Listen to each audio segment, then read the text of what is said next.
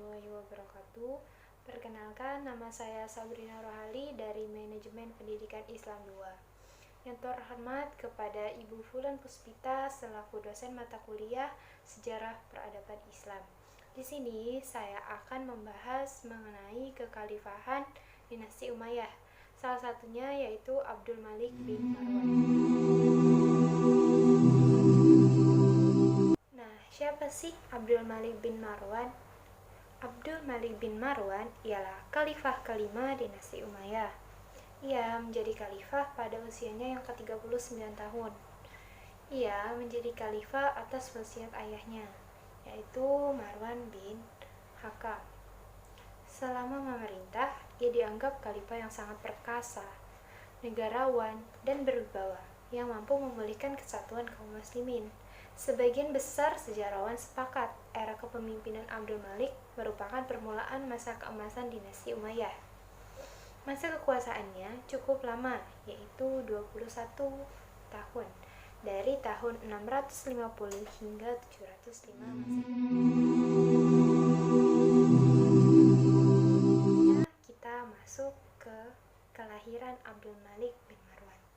Jadi, Abdul Malik bin Marwan lahir pada Ramadan tahun 646 Masehi di kediaman ayahnya di Madinah pada masa kekuasaan Khalifah Utsman bin Affan. Ia tumbuh di Madinah sebagai pribadi yang sangat soleh dan zuhud terhadap dunia. Sejak kecil, Abdul Malik sudah dikelilingi oleh orang-orang yang berpengaruh sehingga ia tumbuh menjadi sosok yang bisa diandalkan. Pada masa ayahnya memimpin dinasti Umayyah, Abdul Malik menjadi penasehat dekatnya dan sempat diangkat menjadi gubernur Palestina sebelum akhirnya diangkat menjadi putra mahkota. Hasil menyatukan seluruh kekhalifahan dalam kendali Umayyah yang pada saat itu berpusat di Suriah. Abdul Malik bin Marwan mengalahkan Abdullah bin Zubair yang menjadi khalifah pesaing di Mekah dan mengakhiri perang saudara.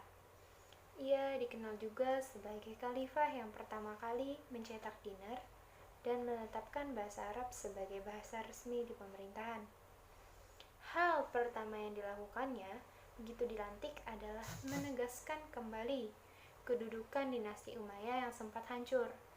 Setelah selesai pengangkatan di Masjid Damaskus pada 65 Hijriah, Abdul Malik naik mimbar dan menyampaikan pidato singkat namun tegas yang dapat dicatat sejarah. Setelah ia turun dari mimbar, sejak saat itu wibawanya sangat dirasakan oleh seluruh umatnya. Mereka mendengarkan ucapannya dengan rasa hormat dan kepatuhan. Khalifah Abdul Malik memiliki keleluasaan untuk berkreasi dan mengembangkan wilayahnya. Pada masa inilah banyak progresivitas yang dilakukannya, baik dalam hal perluasan wilayah maupun dalam manajemen administrasi pemerintahan. Wilayah penaklukan yang sebelumnya dimulai oleh Khalifah Muawiyah bin Abu Sufyan dilanjutkan lagi pada masa Khalifah Abdul Malik bin Marwan. Pasukan dinasti Umayyah merengsek ke Eropa, menaklukkan Bizantium, mengukuhkan kekuasaannya di Afrika Utara, dan meluaskan ke wilayah timur hingga ke India dan Asia Tengah. Nah, jadi menurut salah satu seorang penulis mengatakan bahwa terdapat buah terobosan yang monumental dan sangat berpengaruh yang dilakukan pada masa pemerintahan Khalifah Abdul Malik bin Marwan. Yang pertama ialah mewajibkan semua wilayah menggunakan bahasa Arab sebagai bahasa resmi. Nah, yang kedua ialah membuat standar alat tukar, yaitu mata uang yang sama di semua wilayah taklukannya. Nah, jadi kedua terobosan ini tuh secara signifikan merubah kebudayaan sebagian besar peradaban kuno yang sudah mengakar selama ratusan tahun. Pada saat itu terjadi Arabisasi ke seluruh dunia. Semua orang yang ingin berkarir di pemerintahan haruslah memahami bahasa Arab. Dan setiap orang di semua wilayah kekuasaan kaum muslim harus menggunakan koin mata uang dinasti Umayyah sebagai satu-satunya alat pembayaran yang resmi. Ya, jadi di sini merupakan salah satu contoh atau bukti sejarah mata uang koin pada dinasti Umayyah, yaitu pada kekhalifahan Abdul Malik bin Marwan. Tidak hanya itu, Khalifah Abdul Malik juga berhasil membuat tata administrasi kekuasaan yang rapi dan rinci dalam skala besar. Dalam hal militer juga terjadi inovasi besar-besaran dalam hal teknik berperang, baik di darat maupun di laut, hingga inovasi persenjataan. Kemudian dalam aspek lain, yaitu dalam hal peribadahan, ia juga membangun Masjid Umar atau Qubatul Saqra di Yerusalem dan memperluas Masjidil Haram di Mekah. Mungkin dari sejumlah pendahulunya, Abdul Malik bisa dikatakan sebagai sosok yang membuka gerbang masa keemasan dinasti Umayyah.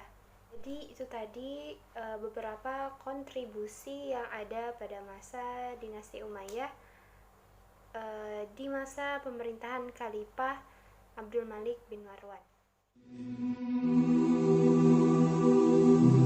Masa-masa akhir kekuasaan Khalifah Abdul Malik bin Marwan. Nah, jadi pada masa akhir-akhir kekuasaannya itu kekuasaan berjalan damai dan makmur. Salah satu masalah utama yang dihadapi Khalifah Abdul Malik ialah perihal pewaris. Di tahun-tahun terakhir ayahnya menjadi seorang khalifah, Abdul Malik dilantik sebagai putra mahkota dan Abdul Aziz menjadi putra mahkota kedua. Itu artinya sepeninggal Abdul Malik, tahta harusnya diserahkan kepada Abdul Aziz. Nah, tetapi Khalifah Abdul Malik sendiri menginginkan agar putranya Al-Walid yang menjadi. Tapi Khalifah Abdul Malik sendiri menginginkan agar putranya Al-Walid yang menjadi penerusnya. Tetapi Abdul Aziz tidak berniat melepas statusnya.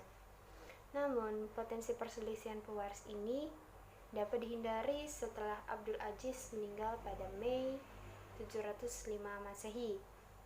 Khalifah Abdul Malik kemudian mengangkat Al-Walid sebagai putra mahkota dan Sulaiman putranya yang lain sebagai putra mahkota kedua. Abdul Malik sendiri sekitar 5 bulan setelahnya, yakni pada awal Oktober, tepatnya pada bulan Sya'ban, bertepatan dengan tahun 705 Masehi, akhirnya meninggal pada usia 60 tahun.